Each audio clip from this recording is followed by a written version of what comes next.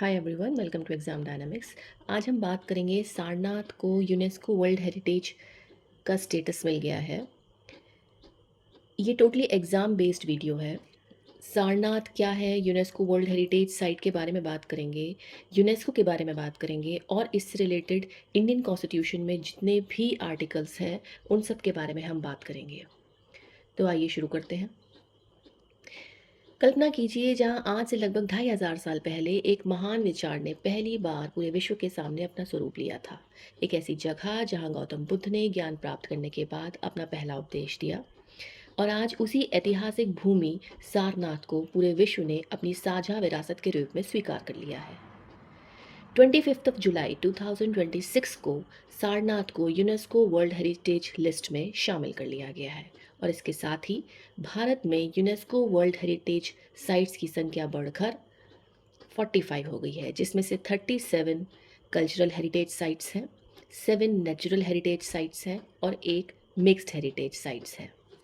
लेकिन इससे रिलेटेड कई सवाल हैं, जैसे सारनाथ इतना इम्पॉर्टेंट क्यों है, यूनेस्को क्या है, और भारतीय संविधान में हमारी ऐतिहासिक धरोहरों की रक्षा के लिए कौन कौन से प्रावधान हैं, कौन कौन से आर्टिकल्स हैं। तो आइए इस पूरी कहानी को समझते हैं। सबसे पहले बात करते हैं यूनेस्को की। यूनेस्को का पूरा नाम है United Nations Educational Scientific and Cultural Organization. Hindi में इसे संयुक्त राष्ट्र शैक्षिक वैज्ञानिक एवं सांस्कृतिक संगठन कहते हैं। इसकी स्थापना 16 नवंबर 1945 को लंदन में इसके संविधान स्वीकृति के साथ हुई। सबसे पहले बात करते हैं यूनेस्को की। यूनेस्को का पूरा नाम है United Nations Educational Scientific and Cultural Organization. Hindi में इसे कहते हैं संयुक्त राष्ट्र शैक्षिक वैज्ञानिक एवं सांस्कृतिक संगठन। इसकी स्थापना 16 नवंबर 1945 को लंदन में इसकी संविधान स्वीकृति के साथ हुई थी, जिसका मूल उद्देश्य था शिक्षा, विज्ञान और संस्कृति के माध्यम से राष्ट्रों के बीच सहयोग बढ़ाना और शांति की स्थापना करना। इसका हेडक्वार्टर पेरिस, फ्रांस में है। और एक इम्पॉर्टेंट करंट अफेयर फैक्ट ये है, 2026 में यूनेस्को के डायरेक्टर जनरल का नाम है खालिद अल इनैनी, जिनकी नेशनलिटी जो है इजिप्ट है। इसके साथ ही ये भी मैं आपको बता देती हूँ कि अरब कंट्री से ये पहले डायरेक्टर जनरल बने हैं यूनेस्को के। खालिद अल इनैनी ने 15 नवंबर 2025 को यूनेस्को के 12वें डायरेक्टर जनरल के रूप में पद संभाला है।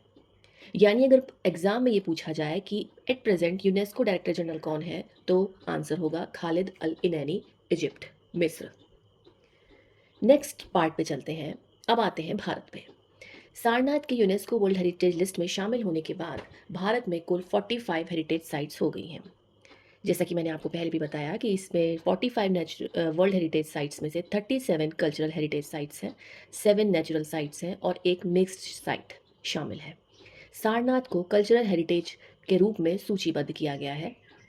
यूनेस्को ने इसे 2026 में इंस्क्राइब किया है, और इसके लिए 2 क्राइटेरिया है।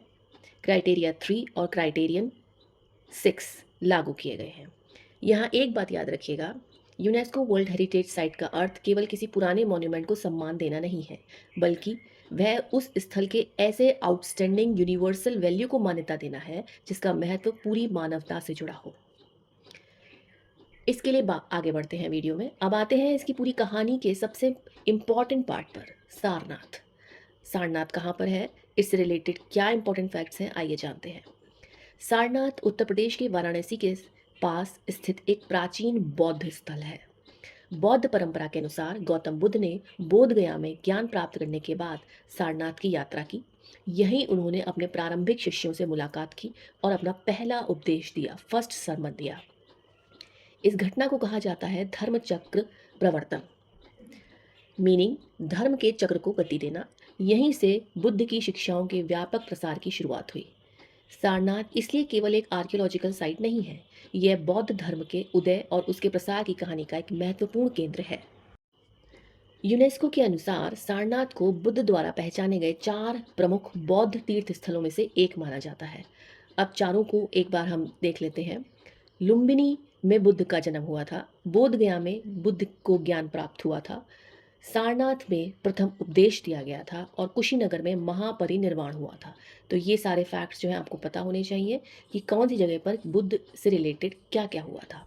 यह चारों फैक्ट्स जो हैं कॉम्पिटिटिव एग्ज़ाम में बहुत इंपॉर्टेंट है। अब इसके बारे में जानते हैं कि सारनाथ के इम्पॉर्टेंट हेरिटेज फीचर्स क्या हैं, इतनी महत्वपूर्ण क्यों है। सारनाथ में कई महत्वपूर्ण आर्कियोलॉजिकल रिमेन्स मौजूद हैं। इसमें से 4 इम्पॉर्टेंट के ऊपर हम बात करेंगे एग्ज़ाम पॉइंट ऑफ व्यू से। फर्स्ट पॉइंट पे आता है धार्मिक स्तूपा। धार्मिक स्तूपा सारनाथ की सबसे महत्वपूर्ण पहचान है। इसे उस स्थान से जोड़ा जाता है जहाँ बुद्ध ने अपना पहला उपदेश दिया था। सेकेंड इम्पॉर्टेंट आर्कियोलॉजिकल रिमेन्स में से धर्मराजी का स्तूप आता है। धर्मराजी का स्तूप भी सारनाथ की प्रमुख ऐतिहासिक संरचनाओं में शामिल है और इसका संबंध प्राचीन बौद्ध स्थापत्य तथा अशोककालीन परंपरा से है। थर्ड इम्पॉर्टेंट आर्कियोलॉजिकल रिमेन्स में अशोक स्तंभ आता है, जिसे अशोक पिलर कहते हैं। ये इम्पॉर्टेंट है। इसके शीर्ष पर बना है law and capital of Ashoka, जो कि इंडिया का राष्ट्रीय प्रतीक है, स्टेट एम्बलम ऑफ इंडिया है। और इसी लॉ एंड कैपिटल के नीचे दिखाई देने वाला सत्यमेव जयते भारत के राष्ट्रीय आदर्श वाक्य के रूप में प्रसिद्ध है। फोर्थ इंपॉर्टेंट आर्कियोलॉजिकल रिमेन्स में से चौखंडी स्तूपा आता है। चौखंडी स्तूपा भी सारनाथ परिसर का महत्वपूर्ण हिस्सा है। यूनेस्को की वर्तमान इंस्क्रिप्शन में सारनाथ की संपत्ति के 2 प्रमुख आर्कियोलॉजिकल कंपोनेंट्स शामिल हैं, चौखंडी स्तूपा और आर्कियोलॉजिकल रिमेन्स ऑफ सारनाथ, जिनमें धामिक और धर्मरजिका स्तूप जैसे अवशेष शामिल हैं। इसके अलावा यहाँ प्राचीन मोनेस्ट्रीज, टेम्पल्स, विहार, वोटिव्स, स्तूपास और आर्कियोलॉजिकल रिमेन्स भी मिलते हैं। हिंदी में इन्हें कहते हैं सारनाथ में हमें कई शताब्दियों के बौद्ध धार्मिक स्थापत्य और सांस्कृतिक विरासत की कहानी बताई जाती है। अब आता है एक बहुत ही इम्पॉर्टेंट फैक्ट, पॉलिटी और हेरिटेज कनेक्शन को आपस में जोड़ना।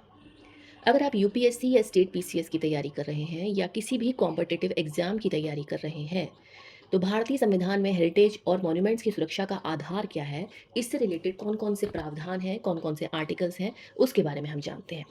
आर्टिकल 49 की बात करते हैं। यह directive principles of state policy में आता है, डीपीएसपी में आता है। और इसके अनुसार राज्य का दायित्व है कि वह उन मॉन्यूमेंट्स, प्लेसेस और ऑब्जेक्ट्स ऑफ आर्टिस्टिक या हिस्टोरिक इंटरेस्ट की रक्षा करे जिन्हें संसद के कानून द्वारा नेशनल इंपॉर्टेंस घोषित किया गया है। सेकेंड आर्टिकल आता है आर्टिकल 51A पार्ट एफ। यह फंडामेंटल ड्यूटीज़ में आता है, एफडीज में आता है। और इसके अनुसार प्रत्येक नागरिक का कर्तव्य है कि भारत की समग्र संस्कृति की समग्र विरासत को महत्व देना और उसका संरक्षण करना। ये जो लिख देते हैं ना हेरिटेज मोन्यूमेंट्स में, जो है पेन से या जो है किसी भी पत्थर से जो है किसी भी दीवार पे जो है खोद देते हैं, तो ये गलत है। As per our Indian constitution ये जो है हमारे कर्तव्यों में नहीं आता है। हमारा कर्तव्य है उसका संरक्षण करना और उसको महत्व देना। नेक्स्ट आर्टिकल आता है आर्टिकल 29 पार्ट 1। 29(1) याद कर लीजिएगा, ब्रैकेट में 1 है। यह नागरिकों को, एक वर्ग को अपनी विशिष्ट लैंग्वेज, स्क्रिप्ट और कल्चर को कंजर्व करने का अधिकार देता है। इसलिए हेरिटेज से जुड़े प्रश्नों में आर्टिकल 29(1), आर्टिकल 49 और आर्टिकल 51A पार्ट एफ एक साथ याद रखिएगा। और एक extra exam point of view से और मैं थोड़ा डीप में गई हूँ। संविधान के 7th शेड्यूल में यूनियन लिस्ट के अंदर 67th एंट्री में आर्कियोलॉजिकल साइट्स एंड रिमेन्स को लेकर एक प्रावधान है, जब उन्हें पार्लियामेंट द्वारा राष्ट्र महत्व घोषित किया गया था। रैपिड रिवीजन कर लेते हैं, तो चलिए केवल 20 सेकंड में पूरा सारनाथ करंट अफेयर रिवाइज करते हैं।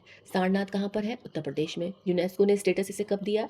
2026 में। इंस्क्रिप्शन डेट एग्जैक्ट अगर पूछी जाए तो 25 जुलाई 2026 को हुआ है। और इंडिया का वर्ल्ड हेरिटेज साइट्स टोटल कितने हो गए? अब 45 हो गए हैं। यूनेस्को के डायरेक्टर जनरल कौन है? खालिद अल इनानी। कौन सी कंट्री से, नेशनलिटी से बिलोंग है इनका, करते हैं ये? तो ये इजिप्ट से बिलोंग करते हैं। यूनेस्को का हेडक्वार्टर कहाँ है? पेरिस में, फ्रांस में।